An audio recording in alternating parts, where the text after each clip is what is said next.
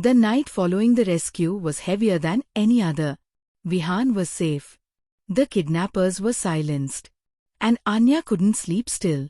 Not after the manner in which Aarav had stared at her, as if she was the one thing he could not bear to lose. Her heart hadn't subsided from pounding since. Midnight. A gentle knock. She pushed open the door and was greeted by Aarav, slouching against the door frame, barefoot, in a black hoodie, the most human she'd ever seen him. Aarav, come with me. Anya, where? Aarav, to see the truth. She paused for a moment and followed him. They moved together down through the mansion, further than she'd ever been taken. The guards let them pass. Doors unlocked at Aarav's silent nod. Finally, they came to a secret hallway at the back of the west wing, something she didn't even know existed. He pushed open a door that led to a tight hallway, lined with cobwebbed photo frames and faint lights. It led into a room packed with old diaries, VHS tapes, and a photo-covered wall. Aarav, this was Luca's room. Anya spun slowly, eyes drinking it all in. There were paintings stacked to the walls. A small wooden piano in the corner. Shredded storybooks. A soccer ball that hadn't been kicked in years. She moved to a framed picture. A little boy with curly hair and bright eyes, smiling with Aarav by his side. Anya, you loved him. Aarav, he was like a little brother to me. After my mother died, Luca was the only light in the house. He was sitting on a dusty stool. Aarav, and then his father betrayed us. My father hired the hit. Luca disappeared the night his mother was murdered. He witnessed everything. He gazed up at her, haunted eyes. Aarav, I've been searching for him ever since. Not for revenge, but because I owe it to him to tell him the truth. She crept to the shelf of retro VHS tapes. Some were labeled, some not. She took one that said, Luca, birthday 6, and put it in the dusty player on the side. Static. Then video. The screen brightened with the shape of a birthday cake. The words, Happy Birthday Aarav, on the cake. Kids cheering. A younger Aarav entered the scene, putting a party hat on Luca's head. Anya smiled weakly, until something caught her attention in the distance. A man, tall, sharp jawed, slightly out of focus, leaning in and whispering something in Luca's father's ear. His watch caught the lights. Anya, stop. That man, I recognized him. In a photograph. In the documents you allowed me to sort through in the office. Aarav's eyebrows creased. Aarav, that's Darius. My dad's consigliere. He went missing after Luca escaped. Anya, then perhaps he did not disappear. Perhaps he hid the boy. Perhaps he knew that your father was going to murder the entire family. Aarav slowly stood up. Aarav, all these years, I believed Luca to be a ghost. But perhaps he is the one observing. They exited the room, moving slowly down the dimly lit hallway. Anya, you keep so much pain behind that hard face. Aarav, and you hide your courage behind sarcasm. They lingered in front of a tall window. The moonlight cast their shadows on the marble floor. Anya, you said I frighten you. Why? Aarav, because I feel more when I'm with you. And in my world, emotions get you killed. She did not look away. Anya, then perhaps, your world needs changing. Silence. Then, all of a sudden, Aarav, you're dangerous, Mrs. De Luca. Anya, says the man with blood on his hands and poetry in his piano. He stepped closer, inches away. Their breath mingled. He reached up, slowly brushing a strand of hair from her cheek. She didn't pull away. Aarav, you're the first person who's ever made me want something more than survival. Anya, and you're the first man who's made me feel both fear and something like safety.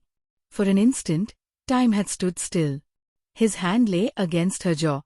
Her gaze darted to his lips. They leaned their faces in. But the sound of a sudden crash from downstairs shuddered the moment. A guard's voice bellowed from the hallway. Guard, sir. West boundary intrusion detected. Aarav's eyes darkened right away. The walls came up again. He moved away. Aarav, lock your door. Stay in your room. Aanya, of course. Because heaven forbid I behave like your partner. He paused at the door, turning back momentarily. Aarav, you already are. That's the issue. And he disappeared into the darkness.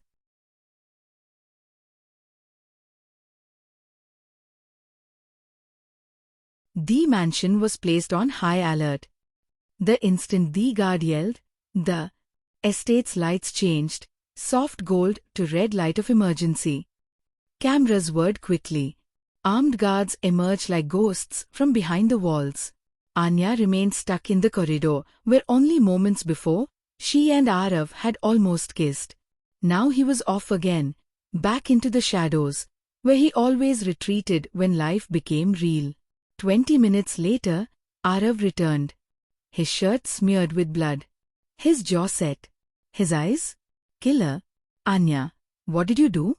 Aarav, a tracker. Camouflaged in one of the gifts we received for our wedding. The men who attacked us were professionals. Former military. Not locals. Aanya, but who hired them? Aarav, someone who knew about Luca. Someone keeping close tabs on us. He hesitated, then continued in a harder tone. And someone who realizes you're more valuable to me than I ever intended. He took her wrist. Aarav, pack your things. You're not safe here anymore. Aanya, what? Where are we headed? Aarav, a safe house. Off-grid. Only 4 individuals know its location. If they track us there, we'll know who the traitor is. They arrived after 2 hours of quiet driving. Hidden in a thick pine forest on the outskirts of Mumbai, the underground bunker was cut into the hillside, warm, cozy, and gunned up to the hilt. No guards. No staff. Just the 2 of them. Aanya plopped her bag onto the couch and looked around. Aanya, so, this is your idea of a honeymoon? Aarav, continue. I may just let you plan the next one. She smiled in spite of the mess. Later that night, Aarav stood chopping vegetables with unnerving precision while Aanya attempted, and failed, to cook on the stove. Aanya, does this thing require a password or a prayer? Aarav strolled over, swatted her hand away, and lit it on the first attempt. Aarav, you're hopeless. Aanya, I wasn't taught to cook in a bunker. I was taught to make it through college with 2 hours of sleep and instant noodles. Aarav, impressive. But I guess I'm a better cook. Aanya, prove it. Mafia master chef. He lifted an eyebrow and set to work. 20 minutes later, they sat down to a surprisingly fine paneer stir-fry. Aanya, this is not poison. I'm shocked. Aarav, it's the family recipe. I simply took out the bullets. Later that night, firelight confession. With just candlelight and a fireplace, the safe house seemed more like a mountain retreat than a hideout. Aanya sat cross-legged on the ground, gazing into the fire. Aarav sat opposite her, drinking whiskey, more subdued than normal. Aanya, why did you actually bring me here? Aarav, because someone within my organization is leaking information to the other side. And you, I trust. She blinked, taken aback. Aanya, you trust me? Aarav, you've had opportunities to flee, to expose me, to betray me. You never did. He stared straight into her eyes. Aarav, that means something to a man like me. Then, he added something unexpected. Aarav, Darius was spotted. In the surveillance footage. Outside our estate. Last night. Aanya, you mean Luca's uncle? Aarav, yes. He's alive. And if he's watching me, Luca might be closer than ever. Aanya, what if he's protecting Luca? What if he thinks you're the villain? Aarav didn't answer right away. Aarav, then I'll have to prove I'm not. As quiet closed in around them once more, Aanya rested her head on the couch behind her, drained. Aarav got up, walked slowly over, and knelt before her. His fingers skimmed her hand. Just barely. Aarav, you make this all feel less like war. Aanya, and you make me forget I'm supposed to hate you. They locked eyes. His palm rested on her cheek. Their lips brushed. And then her phone vibrated. A message. No name. Only words. He's closer than you think. But you're in danger. And so is he. Trust no one, not even your king.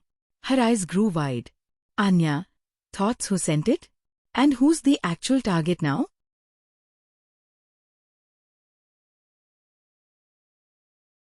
The light of the phone screen illuminated Anya's face hours after the message had vanished.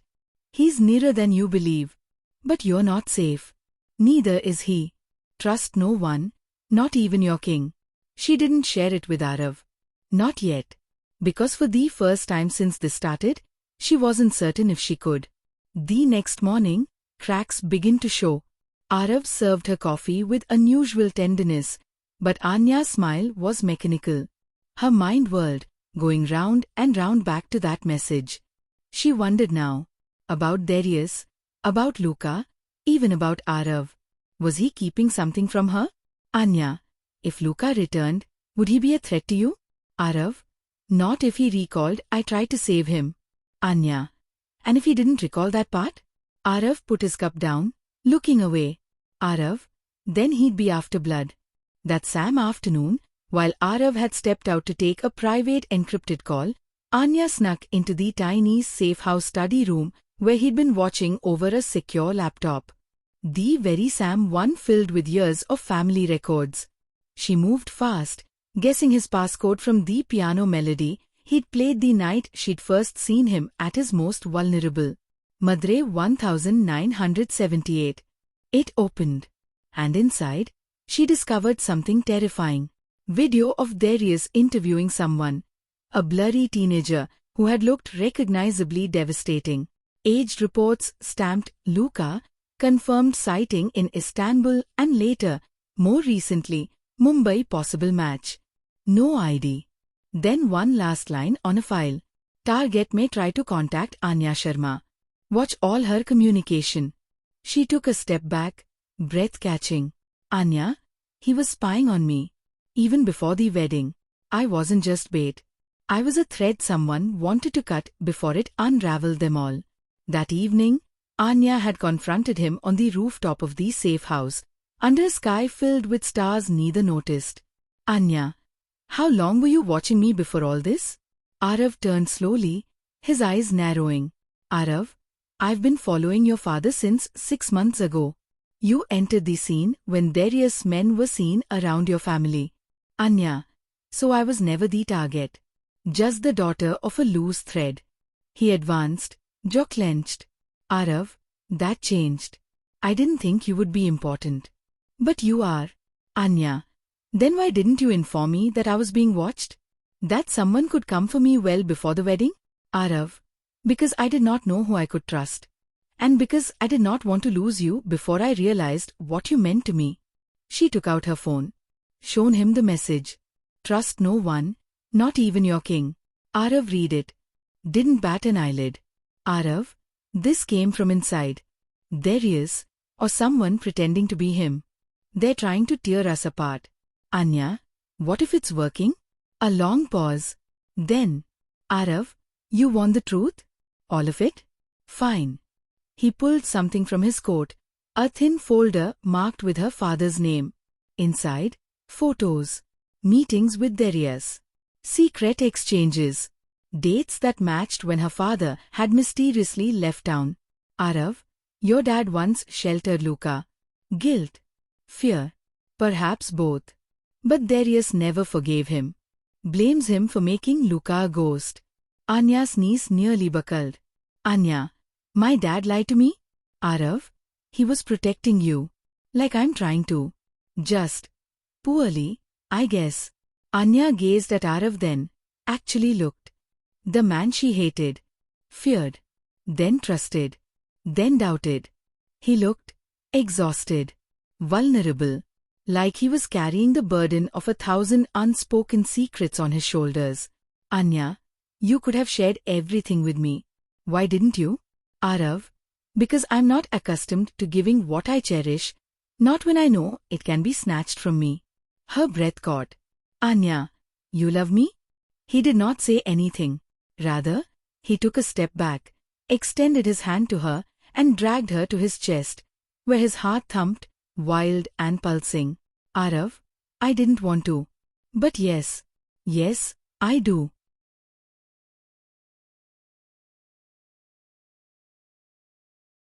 Aanya didn't sleep that evening.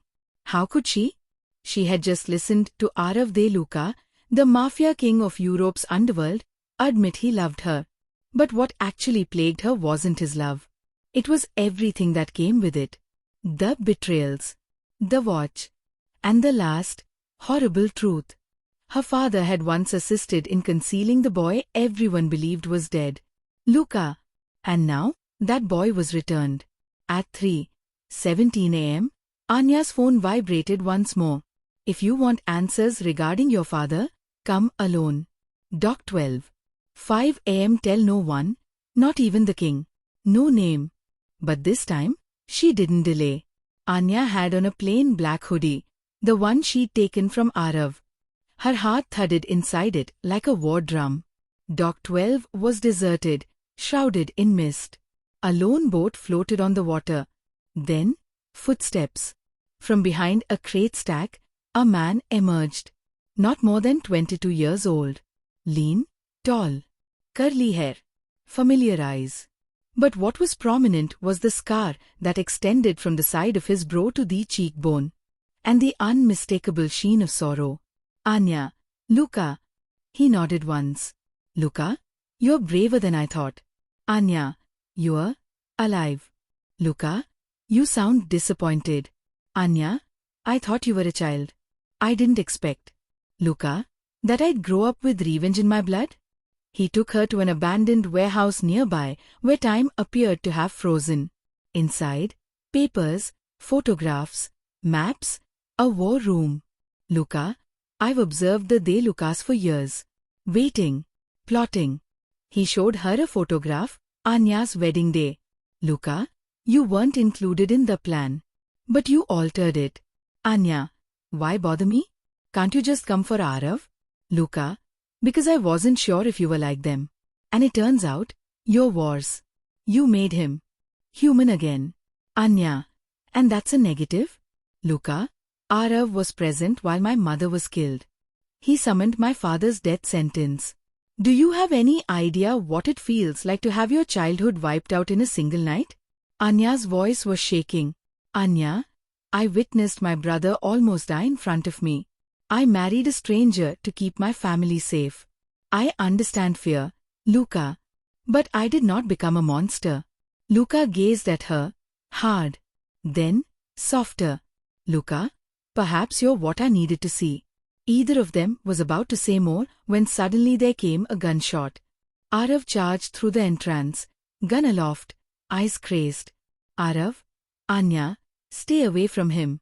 Luca, sure. You douse first. Aarav, you led my wife astray. Threatened her. Do you think I won't finish this now? Aanya, no. Aarav, please. He didn't threaten me. He told me the truth. Aarav, truth? He's a ghost walking with a grudge. He doesn't need truth. He needs blood. Luca, I wanted justice. Until she reminded me that there's still a difference. Aarav's finger was shaking on the trigger. Aarav, move. Now. Aanya, please. If you ever meant what you said to me on that rooftop, don't do this. A length of silence. And then, Aarav put down the gun. The three of them sat inside the warehouse, a candle flickering low between them. Luca told him everything. How Darius had raised him below ground like a pawn. How he had been instructed to hate Aarav. And how Anya's gentleness, her courage, and her refusal to opt for violence had shaken something loose inside him. Luca, perhaps you're the only one who doesn't fit in this world. But perhaps that's why it needs you. Aarav, so what next? You vanish again? Luca, no. I'm done hiding. He produced a folder, holding every transaction, location, and plan Darius had employed in the past year. Luca, let's take him down. Together. Later that morning, rooftop Sunrise. Meanwhile, at the safe house, Aanya wrapped herself in a shawl, observing the dawn of the sun. Aarav approached her, wordless. Anya, do you trust me now? Aarav, with everything. He placed his hand on hers. She didn't move away. Anya, then we do this together. All of it. No more secrets. Aarav, you're my truth now. And I don't run from that. Their lips touched. Soft, slow, but laden with all they hadn't said. Finally, no masks. No lies. Just two hearts beating through war.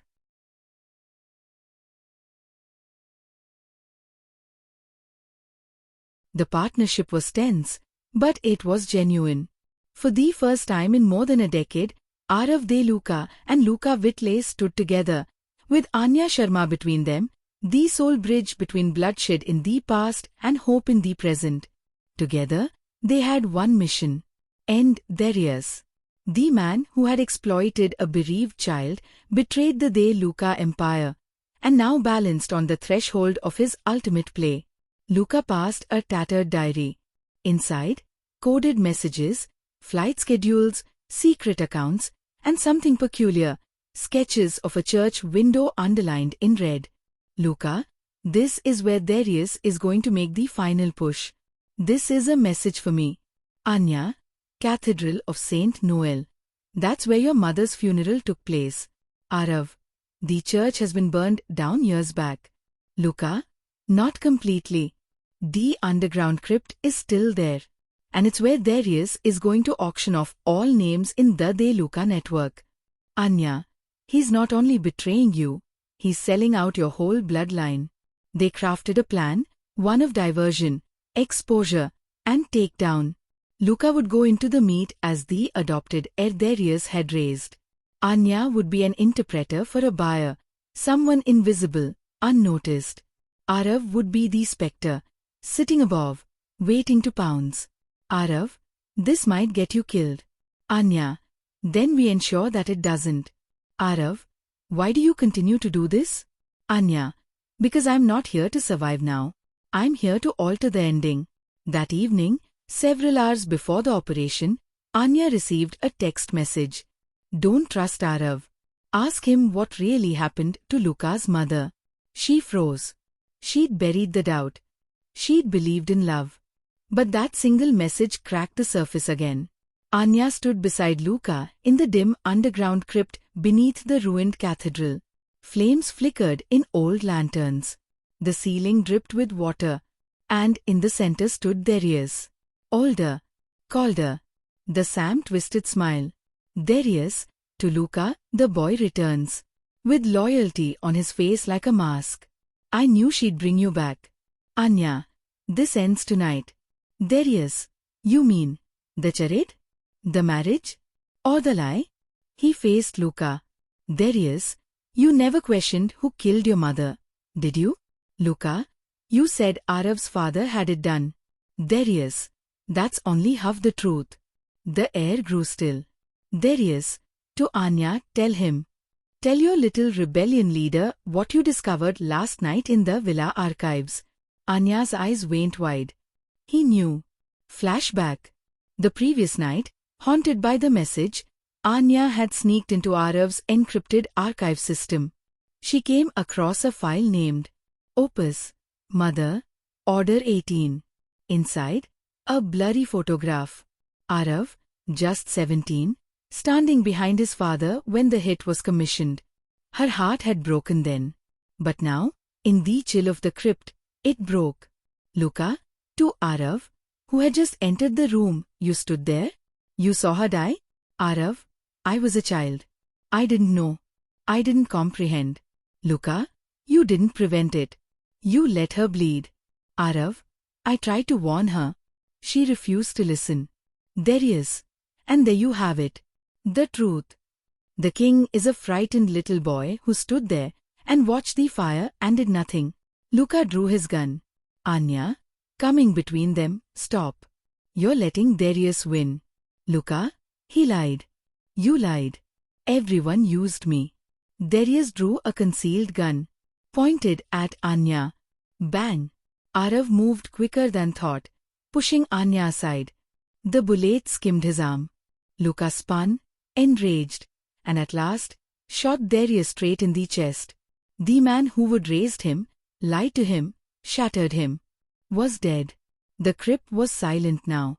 There was only the echo of deception left behind. Aanya sat with Aarav, assisting him wrap his wound. Aanya, you should have told me. Aarav, I believed concealing it would preserve what we had. Aanya, the only way to preserve us is through truth. No more masks. He stood in the doorway, looking at them. Luca, I don't forgive you. Not yet. Aarav, I wouldn't expect you to. Luca, to Aanya, you showed me that there is more than vengeance. Thank you. He turned away into the dawn. But he didn't disappear this time. He left the battle far behind. They returned to the safe house, Aarav and Aanya standing on the rooftop once more, injured but alive. Aarav, you still believe in me? Even after everything? Aanya, I believe in who you're trying to be. He touched her face, leaned in, and kissed her.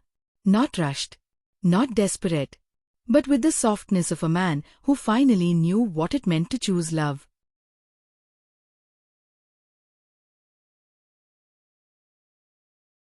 Six months had gone by since that day Aarav had bled in the crypt, since the day Darius had died, since the day the truth had shattered every delusion they'd held on to. But out of ashes, something new had flowered, a love born of survival, forged in truth, and set free by forgiveness. The ancient De Luca family villa in Florence sat bathed in sun-drenched golden summer light. Aarav had come back to Italy not as a fugitive king, but as a man rebuilding himself. And now, he wasn't ruling an empire. He was waiting for her. Aanya emerged from the car slowly, her flowing cream dress fluttering in the breeze, gold anklets jingling softly. Florence resembled something out of a painting, but her eyes scanned for just one thing. And then he came into view.